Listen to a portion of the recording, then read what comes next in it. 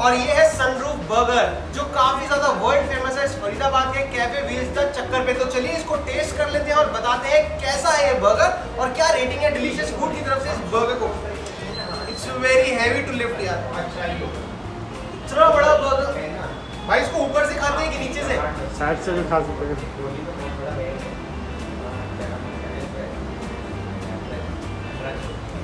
आप ऊपर से फ्रेंच फ्राई भी खा सकते हैं निकाल के।